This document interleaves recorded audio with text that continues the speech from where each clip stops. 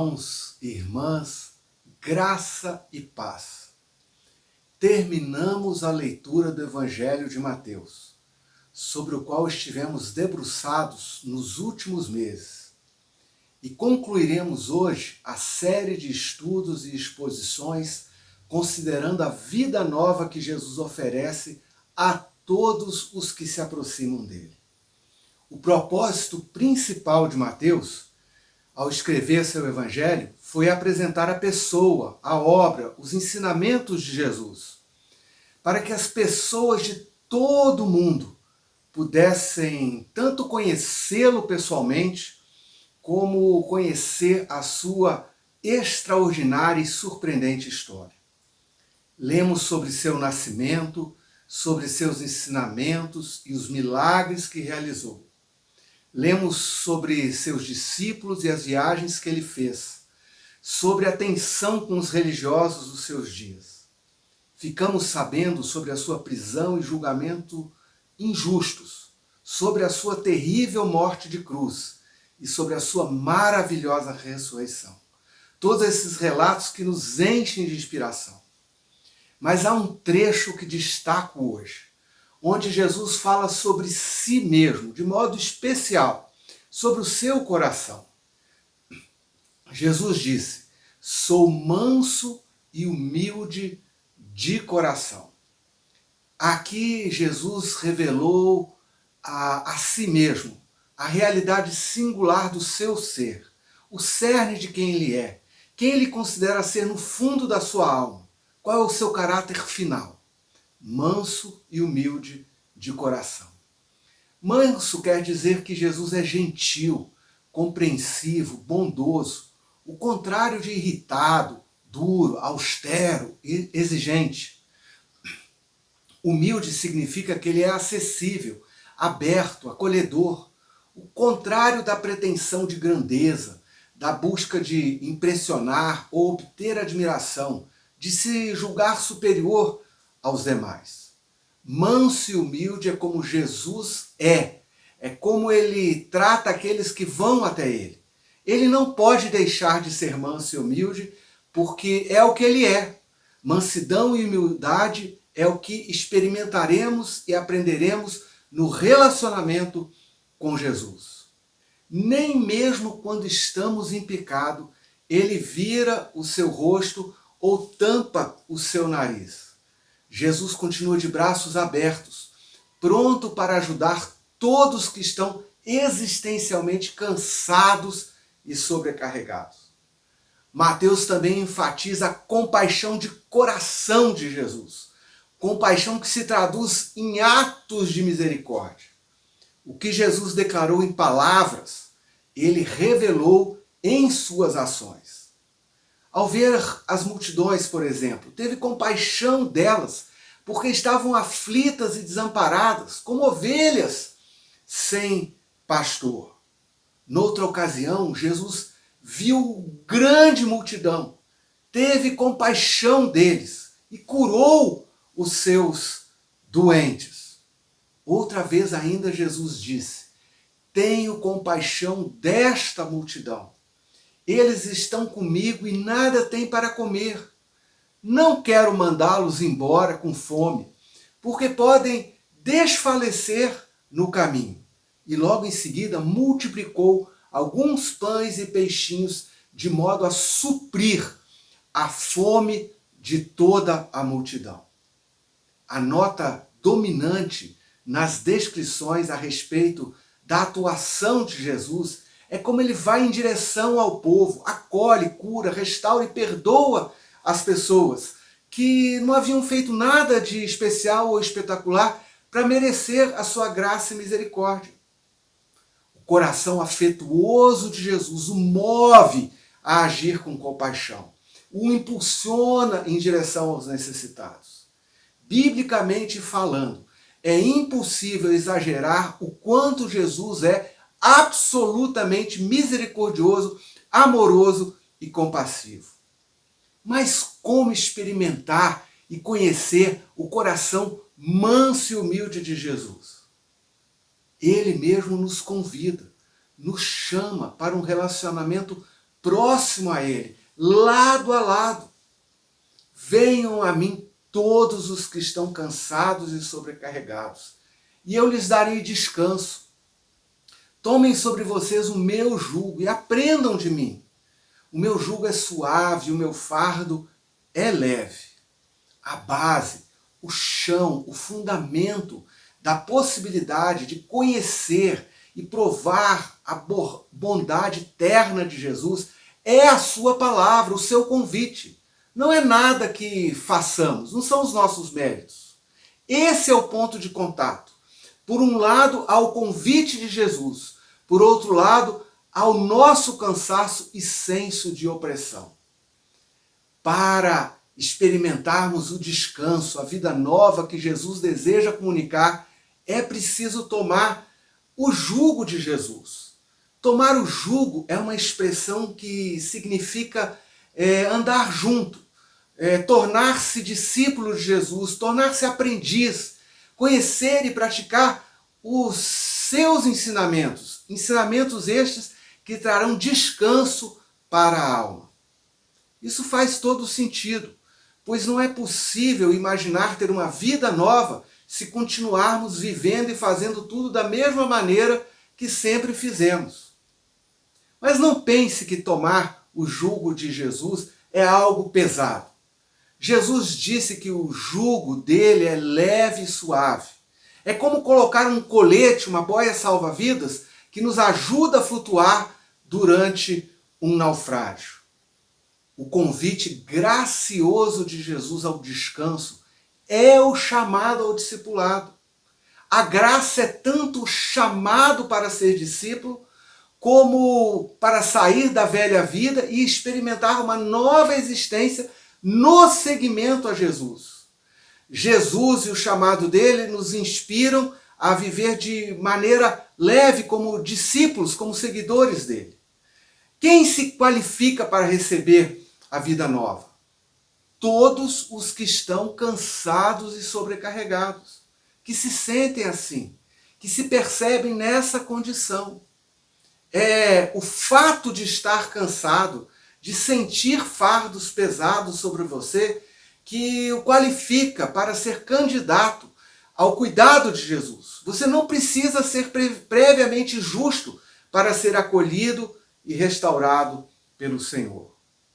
Mas como experimentar o descanso, a liberdade que Jesus anuncia? Indo a Jesus, aprendendo dele, tornando-se seu discípulo, matriculando-se na sua escola, tornando-se seu aluno, um aprendiz na prática dos seus ensinamentos. Mas o que significa ser seu discípulo? Vamos considerar hoje o significado, aquilo que caracteriza um discípulo de Jesus. A primeira característica de um discípulo de Jesus é o chamado a segui-lo. O chamado para seguir a Jesus é o chamado para ser discípulo. É o chamado para a vida nova. Não existe vida nova sem discipulado. E não existe discipulado que não inicie sem um chamado de Jesus. O chamado ao discipulado dá à luz a novas realidades pessoais, a novas possibilidades antes nunca imaginadas. O chamado, por um lado, é para seguir a Jesus, estar com ele, aprender dele. Mas, por outro, é um chamado para deixar a velha vida, o velho modo de pensar e viver. Não é possível querer uma vida nova e continuar vivendo e fazendo tudo como se fazia antigamente. A ruptura com o antigo modo de vida permite a descoberta de novo propósito, a realização de novas possibilidades, o exercício de novas habilidades, enfim, traz à tona novas dimensões de vida, a plenitude da pessoa. Assim, o chamado de Jesus é um convite a esvaziar-se de si mesmo, da preocupação consigo mesmo, aceitando ser moldado, orientado, mentoreado por Jesus. Se não houvesse o chamado, o convite à ruptura, tudo permaneceria como antes. Mas como o chamado de Jesus é ouvido? Discípulo é o termo que descreve um seguidor de Jesus. Alguém que ouviu o seu chamado, estabeleceu uma relação de fidelidade com o Senhor, de aprendizado e de imitação a Jesus. Alguns foram chamados por Jesus pessoalmente, de modo individual. Outros foram chamados em grupos. Alguns foram levados a Jesus por amigos e se tornaram seus discípulos.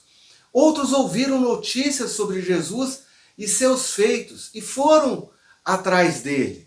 Outros ainda ouviram a sua proclamação pública, os seus ensinamentos e decidiram aderir a ele.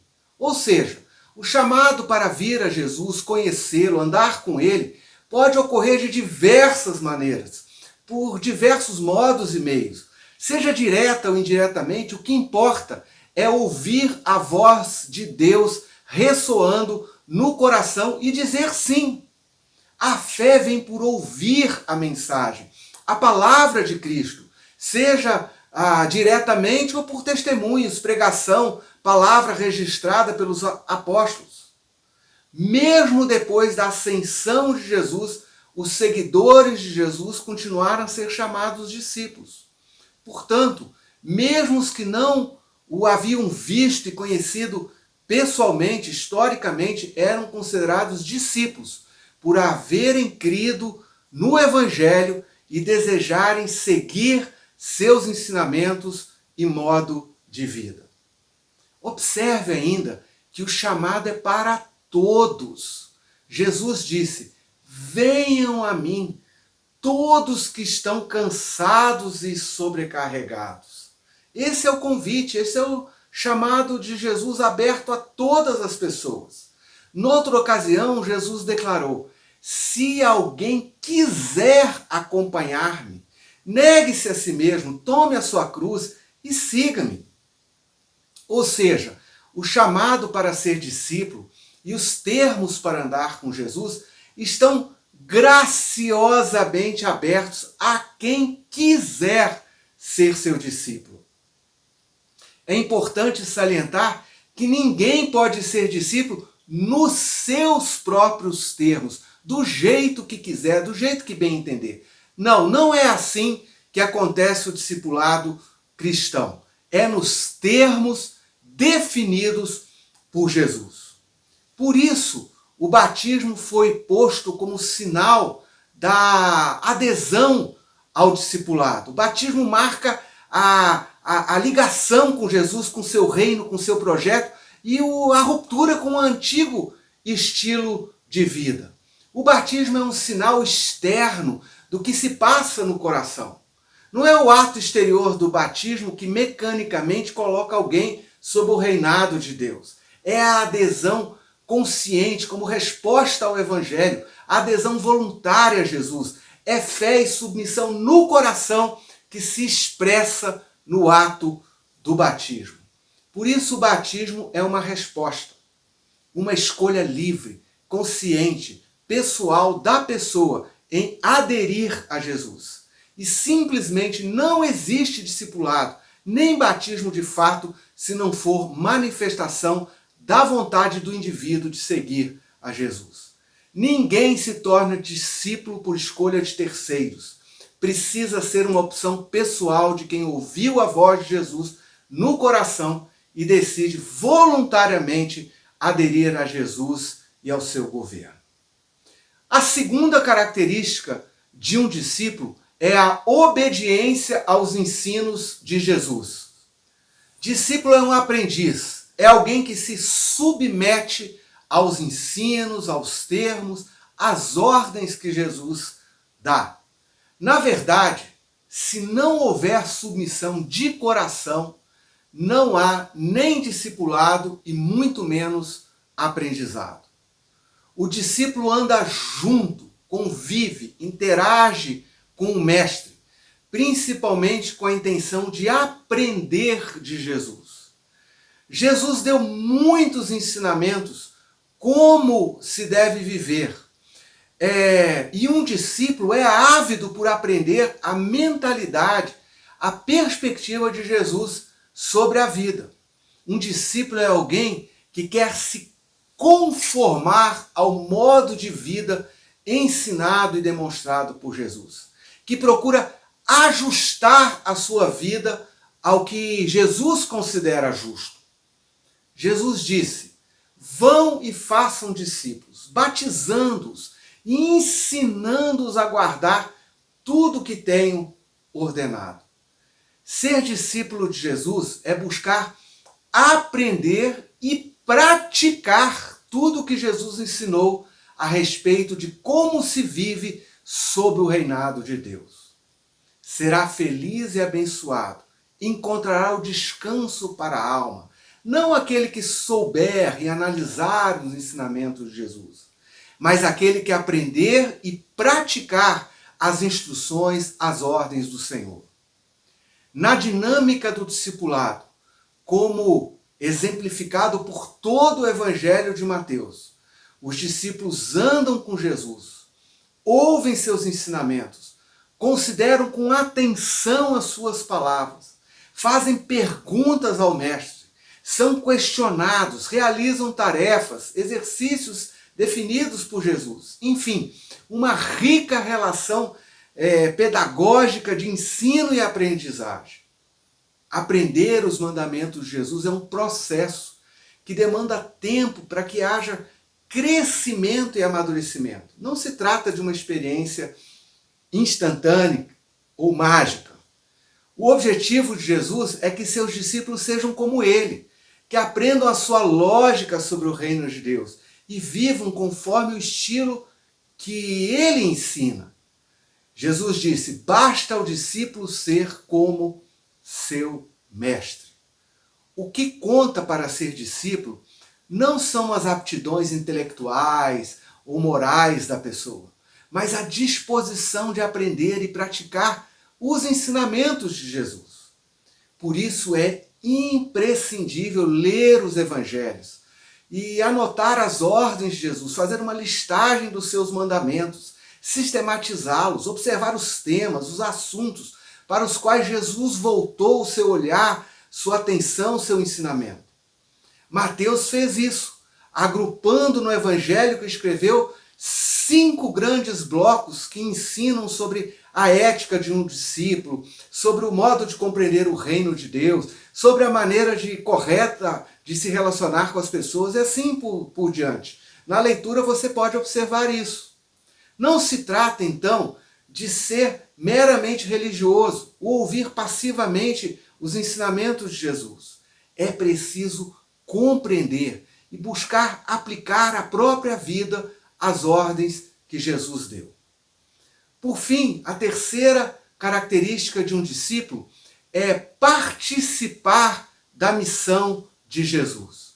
Um discípulo não apenas atende o convite de Jesus de andar com ele e aprender seus ensinamentos, mas um discípulo também ajuda, coopera, participa na missão de Jesus.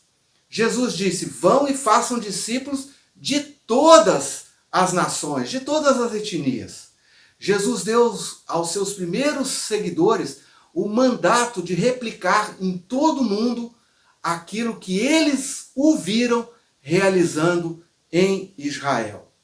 Eles deveriam anunciar juntos, como comunidade de discípulos, por palavras e obras, a presença do reino de Deus, a vida nova que Jesus oferece. Desde o início, o chamado ao discipulado foi também um chamado para ser pescador de gente. Jesus disse: sigam-me e eu os farei pescadores de homens.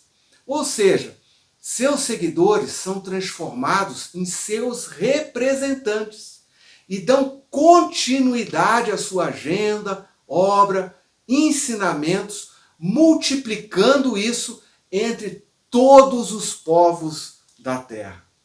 Ser discípulo é dedicar-se a pessoa de Jesus, mas também servir a sua causa e cooperar na sua missão. Estamos vivendo um momento especial como igreja, como família da fé. Depois de um longo exílio, um tempo de dispersão e diáspora, o Senhor está nos reagrupando, nos trazendo de volta para a dinâmica da vida em comunidade. É maravilhoso perceber esse sopro do Espírito, esse agir de Deus no nosso meio. Ouça novamente o chamado. Deixe a voz de Cristo aquecer o seu coração. Vamos estudar juntos os ensinamentos e mandamentos de Jesus para crescer como discípulos. E principalmente, vamos ser e fazer discípulos, cooperando na missão que Deus realiza no mundo. Vamos ser uma comunidade de discípulos a serviço do reino. O Senhor abençoe a sua vida e renove a visão e a perspectiva do reino de Deus no seu coração.